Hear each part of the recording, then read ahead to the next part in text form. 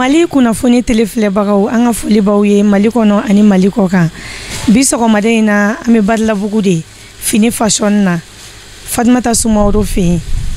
Fatumata Sumaworo ye styliste de, modéliste do ani créatrice. Fatumata Sumaworo, i ni sɔgɔma. I ni sɔgɔma Mali kunnafoni. J'espère que basi t'aw la aw ni ce aw b'aw ka so aw nana anw fɛ yan bi a diyara n ye fo k'a dama tɛmɛ. Au bon arrivé. Fatumata, an nana i ka atelier kɔnɔ. Atelier do wa boutique fana do. Mais ne ye jateminɛ min yɛrɛ kɛ i an ka ladala fini kɔrɔ depuis fɔlifɔli la Mali fini bɛɛ ye Mali dɔn fini min parce que n'i taara dugu o dugu la i bɛ u dɔn n'u ka finiw ne. Par exemple Nigeria olu ka fini kodɔnnen do. Abidjan o ko kelen. Mali ta o ye gese de ye. Na dɔw b'a fɔ a ma ko pain tissé. Oh, Fatumata Sumaworo a décidé k'o de don ba la. Donc a bɛ a gansanw dilan a b'a ɲagami ni fɛn wɛrɛw ye. Mais n bɛ kuma da yɛrɛ ma a b'a ɲɛfɔ. Mais yan'a ka dɔɔni fɔ an ye a bɛ a présenter fɔlɔ. An filɛlikɛlaw ne de Fatumata Sumaworo ye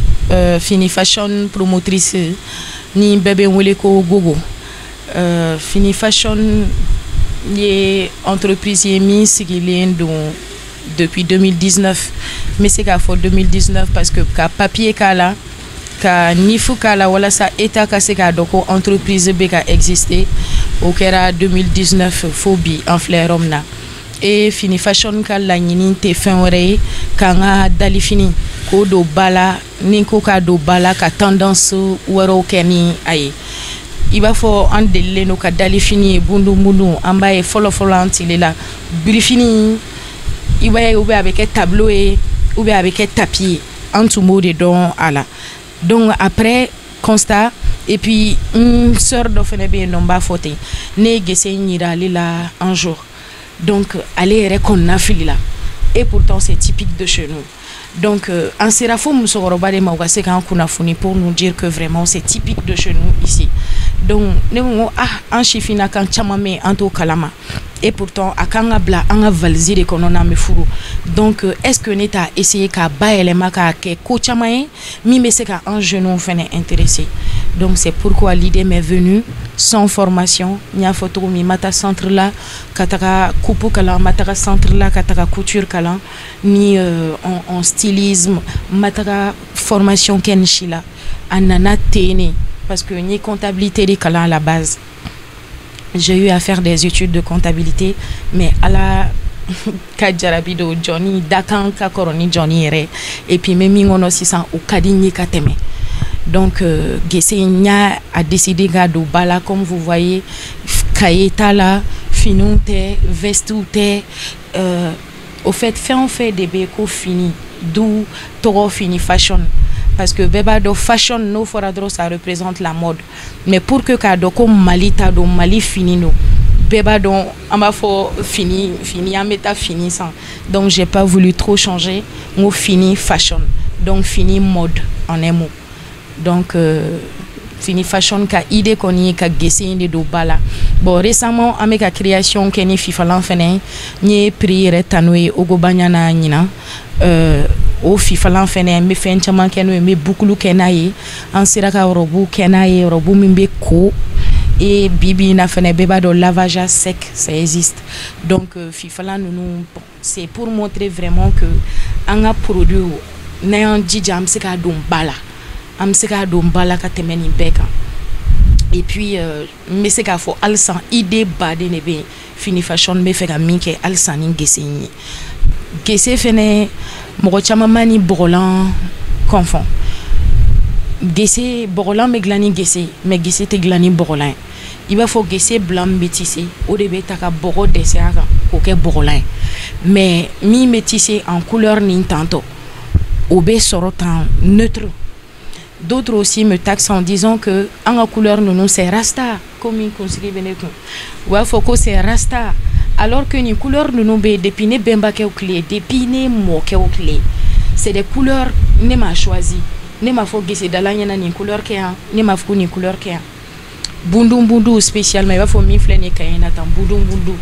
jogara me oben kuka konyo valzila ka chaya ani flow flakunda donc olu chaman kanga nueni tissu et dro ba donc à la base akumeke couverture de mais si ça égalé avec l'innovation ce qu'on arrive ka kenae et puis ureka fola barka bala vertu badembala vertu nyejukula kari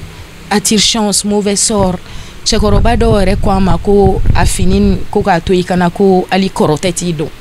makoro kuma don quoi nta soso donc dire que vraiment c'est riche au de ne sincere et puis mo chama fenebe anga geseni kan ke Burkina ou bien ka foko non ni gesi mbora duguerela et nyo au phénomène fene sora konana parce que do betanga nga stagna dronu ujo ou va fo Burkina kadea ou va fo ni kadea nene ko ngom malien ou va fo Mali no et pourtant y a un Mali fini depuis là wale donc dire fini fashion nga objectifier mi edron anga dali fini ka do bala et puis aya ye trop mianya ke fin sur be casquette bola sambara bola on a touché la fin chamana avec mon équipe ne rebe doni ke nga équipe fene be baden ke donc a clibé nyogon dafa et l'objectif c'est vraiment que anga sika entreprise créant fin nanga minonye il va faut amé Gucci don amé Yves Saint Laurent don amé Lagos don farafina fene ki yangani entreprise yan mi me mode là mi me kaka farafi mino bla bala ko vraiment en fene na fa soro la gisi de la na fa soro au fait grâce à l'entreprise beka foki doni soro yere quoi o fini fashion ka lagnini bay et puis Mali fene ka yira ko malien de marque may o fait voilà. Donc voilà un peu. Koko anyo be famu parce que si ça encaillé chifina mo do ka anga fol la feunta ku valoriser alors que tendance wara oubien. Donc j'espère que ako bébé na nyana bo mais si ça n'est na le ni nyebe ika boutique ere konna la nyebe machine kelene la mais nyebe yoro falena I kelen ne be kanin be kala ta ou bien I ba ke chokodi ni kuma jarani wallahi barka ni machine mo fo nga bebe ne do san nga che so ale de nche folo ko en attendant parce que grâce à ni machine ni tout ce que vous voyez saki fléau robu fléau samara fléau al samara ne ba kala ne ni ali kaye mi flene ne ba pour tour là ni machine kelen ne ba ke kala et dire que j'ai pas bénéficié de financement ou bien qu'à foko entreprise d'amne kuma ni wari suku de kumembolo pour que qu'à foko mes entreprise si en maquette donc dire que ambe débrouiller de la alsan machallah on y va là d'après voir fallait nous mais fini fashion gal la nini alsan création mon be no anga se ka exploiter aka se ka sinon il y a photo machine ko bana en fle baga un témoignage minu soro Fatmata Soumaoro ereka mananja bien amina alibla avec kuma doni Fatmata ka mena kuma gogo fini fashion kanga hakilina udi aka gogo nya don ankara sigi nyogoma o domna nana yi ni bara insraka vraiment a jara ko sobe mena krefe ka me ka laje pour que me se ka gira la chumna ulana na soron dona festival kero la ko banyana ngerla ka stand lan taranjoy yen jodron ako ko kroba lugi klenta e don kana ha do glogi ni pour que nga se ka bona yi enteru chela e fon e kele de ko fonga bo ngon dabo way tanga fle dalala enteru chama wulla o dongele ngata saninke parce que nye fendo yala fana no be musola vraiment kanga encourager o folo e baraye ani jijaye a jijale no abaka barafe aba halala fe o mo ni kera ka barafe ka ki halala fe ka ki woshi fe na faburi la janatigala ya famu o Gogo a bɛ nin fini fashion kɛ nin ye n ye kabako dɔ sɔrɔ a la n ma deli ka n da maga a yɛrɛ la k'o fɔ a ye a bɛ san 25 bɔ ne ni farajɛ dɔw tun bɛ baara kɛ ɲɔgɔn fɛ Belgique don u tun bɛna yan u bɛna finiw san ka taa n ye projet dɔ kɛ u bɛna fɛnw san ka taa feere u ye magasin dɔ dayɛlɛ kelen b'u la an tɛmɛna gesedalaw ka yɔrɔ la a ye nin gese in yan ko n ɲɛ bɛ nin na ko n'i ye nin ta ko ka nin monter t-shirtiw ni fɛnw na ko a bɛ sɔn ka ɲa hɛn an y'a birifini 2 san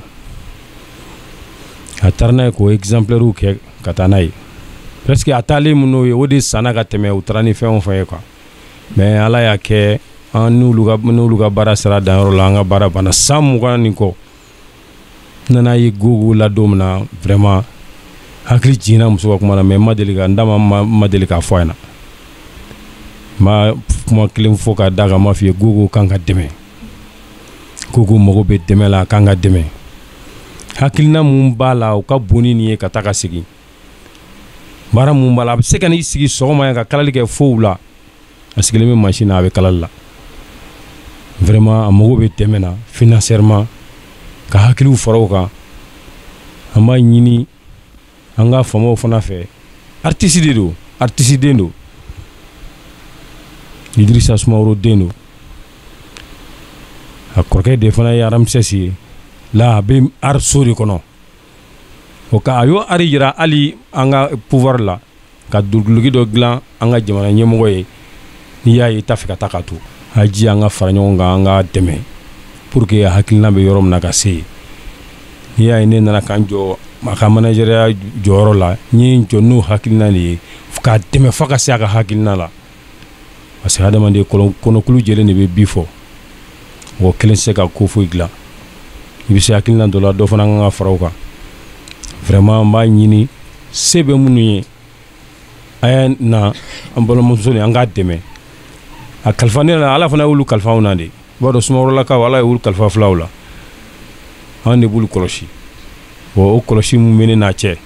n y'a ɲini ala fɛ ala kana sitanɛ don o kɔnɔ ala kana nafigi don o kɔnɔ ala ka si ni kɛnɛya don o kɔnɔ aw minnu fana ye nin hakili ɲuman sɔrɔ ka na fɔ k'a bɛ nin baara in ta k'a yira ala k'a bolo mɛn a ka baara la ala ka si ni kɛnɛya d'a ma bi barikat Seydina Muhammadu Rasulullah sallallahu alaihi wasallam hakɛto b'o kan ni film donna kuma la n bɛ yafa ɲini kɛ salamu alaikum n ye fini façon jɛɲɔgɔn ye n y'a baaraɲɔgɔn ye n y'a kɔrɔ ye n y'a dɔgɔ ye bon a ye n kanu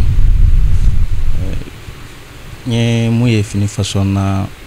a galabu ka kɛnɛ denmisɛnnin mun don galabu ka kɛnɛ a faso ka d'a ye donc faso danfani n'o ye an ka gese fini ninnu ye a ka d'a ye ka don ba la a yɛrɛ se a bɛ k'o de kɛ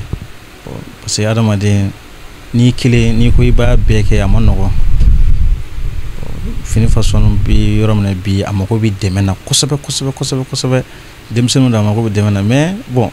bi Mali kɔnɔ yan fana pour que i ka dɛmɛ sɔrɔ n'i ti bɔ télé la ou bien n'i ti vidéomaniya kɛ ti dɛmɛ sɔrɔ sinon denmisɛnnin minnu don entreprise a bɛ créer mais mɔgɔ ti ta fini façon bɛ se ka mɔgɔw ta machine kelen bɛ mɔgɔ mun bolo n'a ko k'o tigi ka mɔgɔw dege jamana kɔnɔ a tɛ se n'a ko k'a ka seko kɛ a yɛrɛ bɛ se mun na a b'o de kɛ mais jamana ta kɔni ni fini do ka don gese la a y'o kɛ ka bazin ka don gese la a y'o kɛ n'o y'ale an ka président yɛrɛ bɛɛ bɛ kule mun yɛrɛ tɔgɔ la n'o o t-shirt o yɛrɛ bɛ Assimi président o yɛrɛ photo b'a la mais maa mun don n'a kɔni sera k'a dɛmɛ a bɛ diya ne ni aw yɛrɛ ye parce que mɔgɔ kelen n'a ye muso kelen dɛmɛ a ye diɲɛ bɛɛ de dɛmɛ an ta tɛ deli de an ta ye filɛli kuma ani filɛli parce que ministre de l'entrepreneuriat ale bɛ yen mɔgɔ kura don a ka jija a k'u recenser FEDAMA bɛ yen u k'u hakili to artistes la artistes musiciens fédération malienne des musiciens fédération fɛn fɛn bɛ yen n'o bɛ artistes kan n'o bɛ entrepreneuriat kan a ye jija a ye artistes dɛmɛ a kɔn'a to an ka artistes photo ta k'a publier k'a k'u dɛmɛ a kɔn'a to artistes ka kuma u ka journalistes ka interview la a ka sɔrɔ ka t'u dɛmɛ nafa t'o la a bɛ se dɛmɛ la waati min na o ye dɛmɛ waati ye parce que a ye mana maa o maa dɛmɛ bi k'a sɔrɔ a tigi m'i deli a tigi bi sati ɲini kɔ e bi kɛ ministre ye nomination de ni e sigira bi sini e bɛ se ka bɔ yen mais n'i ye maa mun dɛmɛ sini n'ale ye sɛgɛn na a ye diɲɛ hɛrɛ la a bɛ dɔ de fara ka tɛ dɔ bɔ a la donc an bɛ dugawu kɛ ala ka sababu ɲuman k'an ye ala k'an fara maa ɲumanw kan ala k'an kɛ maa ɲuman ye ala k'an bɛɛ dɛmɛ artiste do styliste do modéliste do créatrice do n'o a b'an ka gese a b'a dɔn bala maa min bɛ gese dɔn bala o ye fɔlɔfɔlɔ finiw de ye a ye jija a ye gɛrɛ a la k'a dɛmɛ mɔgɔ kelen ka dɛmɛ tɛ dɛmɛ n'a y'a dɛmɛ a bɛ jamana bɛɛ dɛmɛ ala ka sababu ɲuman k'an ye ka hɛrɛ k'an ye n donna maa mun gasi la o ka yafa parce que n ye denmisɛnnin ye kuma ka gɛlɛn ma. Bon ne ni ko ka baara daminɛna ɲinan y'a san 3 ye donc ko a yɛrɛ kelen a yɛrɛ ka ko yɛrɛ de ka di n ye n'a ka yɛlɛw n'a ka nisɔndiyaw a mana ne yɔrɔ o yɔrɔ a bɛ girin kan et puis ne y'a ka tailleur de a bɛ na idéw di ne ma n bɛ fini tigɛ a bɛ idéw di yan a kɛ tan donc a mana idée di ne ma ne bɛ baara kɛ n'o de donc ne n'a bɛ baara la sisan vraiment a ka commencer ma n fana ka commencer ma bon sisan an bɛ yɔrɔ min sisan vraiment an mago bɛ dɛmɛ la parce que dɛmɛ mun don machine kelen de bɛ anw bolo yan nɔ kuma dɔw la an ka baaraw bɛ taa retard la fo gogo ka wuli machine na ne bɛ sigi ou bien kuma dɔw la ne bɛ sigi ale bɛ presselen don client bɛ demande kɛ fan bɛɛ donc sisan an mago b'aw ka dɛmɛ na yɛrɛ de fitinin dɔgɔ bon an tɛ jɔ dɛmɛ na quoi aw yɛrɛ mun nana yan bi sɔgɔmada in na an b'aw fo ka wali ɲuman dɔn. E ko k'e ni baara ninnu finikala ninnu daminɛ ni y'a san 6 ɲɔgɔnna de ye ka ta o tuma la fo sisan e ye gɛlɛya dɔw sɔrɔ wa kalali yɛrɛ niveau la n'i ka sokɔnɔmɔgɔw ani styliste ka monde yɛrɛ kɔnɔna na. Bon i b'a fɔ baara bɛɛ gɛlɛya b'a kɔnɔ nɔgɔya b'a kɔnɔ ne ye gɛlɛya sɔrɔ n ye nɔgɔyaw sɔrɔ en général n bɛ to k'a fɔ n tɛ gɛlɛyaw jateminɛ parce que n'i y'o kuma fɔ dɔrɔn o ye k'an yɛrɛ lasegin kɔfɛ quoi dire toujours que ɲuman bɛ nalen halisa sinon a ma nɔgɔya hali dɔɔni. Début la ni mɔgɔ kun kan ka décourager ne de kun kan ka décourager déjà les amis dɔw yɛrɛ kun bɛ yɛlɛnna n'u ye ɲɛ u bɛ yɛlɛnna e bɛ se ka nin ta cogo di k'o yɛlɛma an bɛ biri ni fɛn min ye e b'o ta k'o yɛlɛma k'o kɛ ni nin ye donc je me voyais mɔgɔ minnu kun fɔlɔ kan ka na ne nɔfɛ ka ne dɛmɛ an ka baara kɛ olu de kun bɛ ka yɛlɛ ne la ka ne pousser mais avec tout ça j'ai tenu bon et puis an ka kulu ninnu fɛnɛ kɔnɔna na mɔgɔkɔrɔbaw ka yafa ma ne kɔni ni nka 6 ans d'expérience moi j'ai vu qu'il y a plus de commerçants que de créatrices ou bien de créateurs quoi. Par exemple i b'i ka ne ɲɔgɔnna caman bɛ u bɛ siran k'u ka photo yɛrɛ bila parce que dɔw bɛ olu ye kɔbaw tigɛ olu ye babaw tigɛ an ma chance sɔrɔ k'olu kɛ fɔlɔ mais an ka idée kɛnɛkɛnɛni u b'a ta u bɛ taga à exploiter on peut rien faire même avec les papiers foyi tɛ bɔ a la foyi tɛ bɔ a la n'i ka papier sigilen donc dire que o gɛlɛyaba bɛ yen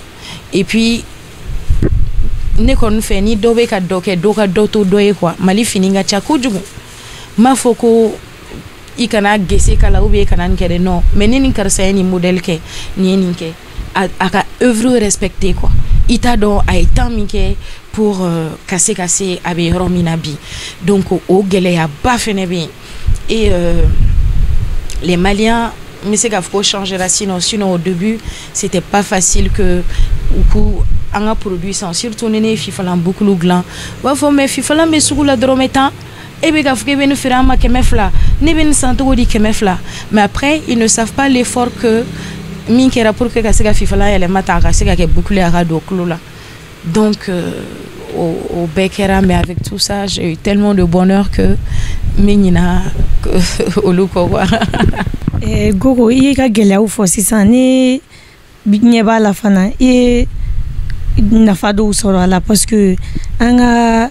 mɔgɔba dɔw bi ka fini don i n'a fɔ Tanti FC ninnu ani a caman i bɛ se ka o dɔɔni fana ɲɛfɔ an ye. Inchallah ne bɛ se k'a fɔ yɛrɛ n ko n'i y'a ye maliyɛnw ani caman bɛ o sera ka dan ne la parce que n y'a fɔ cogo min na n ko n taxera ka caya n'i y'a u sera ka dan ne la parce que u y'a ye ko stariw sera ka ne ka fini don Ala barika ne bɔkolo barika vraiment Amadou Mariam b'o la Siya Yata Bare b'o la Tanti FC b'o la ni ko n b'a citer n tɛ tila quoi a ka ca artiste kunda n denmisɛnnin fitinin bɛ kɛ partenaire ye festivaliw la minnu bɛ yen plus de 15 ans donc dire que olu de fanga donna yɛrɛ pour que Malion nga se ka dana kana alnga t-shirt kelen sambolo. Sinon c'était vraiment compliqué. Et alhamdoulilah fene ni senun ke comme les Fespaco ntaranga œuvre irayen ni moko chama nyogondon mais festival ke ro chamana Mali fene na bon alhamdoulilah médaille don soro. Mais wartala wa mo fo wartala. Koko sisan i bɛ se ka o médaille ninnu ani o attestation ninnu i bɛ se k'olu dɔw yira an na parce que n donnen ɲɛ b'olu ka sanfɛla la i bɛ se k'u ɲɛfɔ an ye dɔɔni. Ici comme n y'a fɔ aw ɲɛna bon attestation ninnu dɔw filɛ nin ye médaille de mérite de la culture et de l'art donc o ye an ye n ye baara minnu kɛ ka fifalan gese kolonkisɛ n bɛ ka n ka farafinna fɛn kɔrɔ minnu bila ba la a diyara an ka ɲɛmaw ye donc u ye n décoré ni médaille ye et baromètre fɛnɛ bon baromètre mɔgɔ caman kan k'o dɔn olu ye bigini ninnu décoré u ye safi ninnu décoré bon machallah n fɛnɛ ye chance sɔrɔ n ye dɔ sɔrɔ o la et attestation de participation bɛ yen nɔ fɛnw na festivaliw la défiléw fɛnɛ b'a la bon j'en passe quoi. An tɛmɛna attestation dɔ la i bɛna fini ninnu fana i b'u ɲɛfɔ an ye dɔɔni. Bon i b'a fɔ n y'a fɔ cogo min na fini ninnu fini fashion c'est que hali ni e nana sisan k'a fɔ gogo zɛrɛbuni kalan ye déjà je le dis on coûte tout mais juste an bɛ gese de bila en valeur bazin pour les mariés n'u taara an ka page kan o b'a ye bazin pour les mariés a bɛ dilan fo k'a ɲɛ mɛ ka gese bila en valeur bon ninnu filɛ nin là c'est des robes simples i bɛ minnu don ka taga fan bɛɛ a cache-nez assorti a éventail assorti a veste bɛ yen nɔ a culotte bɛ yen chemise bɛ yen au fait le mot fini là c'est pourquoi on a insisté là-dessus c'est qu'on a touché objet wɛrɛw la kɛ min tɛ fini mais dire que fɛn fɛn fini quoi on touche à tout ça à tout hali fini bɛ kɛ kaye minnu na i y'a ye an m'olu si to dɛ ne ka cɛkɔrɔba yɛrɛ ka kuma ko hali ni adamaden jɔ ne b'a meleke ni gese donc dire que fini fashion vraiment c'est l'univers du gese quoi fini a togo bɛɛ la modèle bɛɛ la a ka di client ye togo min na dɔrɔn a bɛ kɛ ten wa prix fɛnɛ k'a daminɛ 5000 fo 40,000 50,50 ça dépend de la qualité min ka di client ye dɔrɔn et c'est bon. Koko i ka kuma ye tiɲɛ parce que ne yɛrɛ habillelen no sɔgɔmada in na ni fini fashion ne donc sisan Koko e bɛna se ka mun fɔ muso tɔw ye minnu sigilen no so u tɛ foyi la i bɛ se ka conseil jumɛn d'u ma. Tiɲɛ yɛrɛ la ne bɛ dugawu k'u ye fɔlɔ ala ka hakili ɲuman d'u ma a n'an bɛɛ lajɛlen et en même temps u ka se ka dɔ k'u yɛrɛ tiɲɛ yɛrɛ la dɔ kɛ bɛ mɔgɔ n t'a dɔn n b'a fɔ cogo min na a bɛ gloire di mɔgɔ ma a bɛ mɔgɔ grandi c'est que ne bɛ se ka misali ta yɛrɛ kan sani ne ka nin baara kɛ ne ye comptabilité kalan de kɛ n y'a fɔ cogo min j'ai vraiment trimé sani n ka baara sɔrɔ comptabilité la bɛɛ b'a dɔn Mali la baarako bɛ cogo min na kan da so ka sunɔgɔ j'ai pas voulu ça pour dire que depuis là n ye dɔ kɛ la de ye quoi n wulila ka taga hôtel Badala la j'ai fait 2 ans là-bas comme serveuse n bɛ taga dumuni sigi n filanw kɔrɔ minnu yɛrɛ ɲɛ tun tɛ se ka jɔ ɲɛ la donc dire que ni mɔgɔ bɛ bɔ i bɛ dɔ k'i yɛrɛ vraiment o de bɛ hali ɲɛ caman kisi i ma ne bɛ nin daminɛ cogo min na mɔgɔ caman bɛ yen u bɛ n dɔn u b'a dɔn n y'a daminɛ cogo min avec les 1000 francs n bɛ n ka jakartani ta essence bɛ ban ne pont kan mɔgɔw bɛ ɲɛma u bɛ n dɛmɛ an b'a pousser ka jigin mais on m'a découragé 6 ans imagine c'est vrai n bɛ fɛ ka kɛ yɔrɔ min ma kɛ yen fɔlɔ mais e yɛrɛ ko ma ko waouh i donné waouh quand t'es rentré donc déjà et à travers les médailles aussi Chifinaka Sambi Sabani Duru Mata Hiroshi donc vraiment a b'i grandi quoi au cas où sani a blantate ou bien a diya ala dɔrɔn de bɛ se k'a di mɔgɔ ma kuma bɛɛ hɔn walayi ka sɔrɔ a tɛ tɔɔrɔ donc ka wuli ka dɔ kɛ et puis phénomène kelen bɛ yen fɛnɛ dɔw ko de ko tant que n ye kalan min kɛ fo n k'o baara sɔrɔ baara ma bɔ baara la o n'a tun ye ne diya n kun bɛ n da so n ko fo comptabilité n tɛ foyi kɛ mais ala nana n'a ka barika ye c'est vrai au début c'était pas facile mais bi bi in na wallahi hali ni dɔrɔmɛ kelen tɛ ne kun ne bɔra u b'a fɔ fini fashion je suis contente parce que au moins sera ka nɔ fitinininin dɔ bila donc hali charbon feere la à sa manière entreprend tomati feere la donc ka wuli ka dɔ kɛ ne kɔni fɛ o de muso kisɛya yɛrɛ surtout malienne n'i ko i ye malienne ye fière daga sunɔgɔ tɛ yen dɛ an ka taa dɔrɔn. sisan taa ɲɛfɛ ni e bɛ fɛ k'i ka yɔrɔ n'i ye moyen sɔrɔ k'a kɛ cogoya di. projet bɛ n kɔnɔ trop i b'a fɔ Gucci an bɛ ta o dɔrɔn kan maliyɛn caman bɛ Gucci dɔn maison Gucci bɛ togo min na ils ont des machines performantes i b'a dɔn yan a bɛ fɔ togo di finition net de ka di mɔgɔw ye machine kelen de bɛ ne bolo o de bɛ ka ne ka nin baara bɛɛ kɛ bon souvent ni ne ka minɛn dɔw ka girin je suis obligée ka taga fo artisanat n'a ye pour que u bɛ se k'a kala bon souvent o la i ka œuvre bɛ taa a bɛ na ni litige caman ye ne kɔni ka projet ka entreprise de créer min bɛ se ka samara n yɛrɛ bɛ n ka samaraw dilan au lieu que n k'a fɔ n bɛ taga tapette san k'a walanga k'a fɛngɛ n ka se ka machine sɔrɔ min na n bɛ n ka samara dilan ka n ka finition bɛɛ kɛ ka machine sɔrɔ min na n yɛrɛ ka gesedala bɛ yen n bɛ n ka gesew da oh vraiment ni n ko n bɛ kuma dɔrɔn n b'a bɛɛ tiɲɛ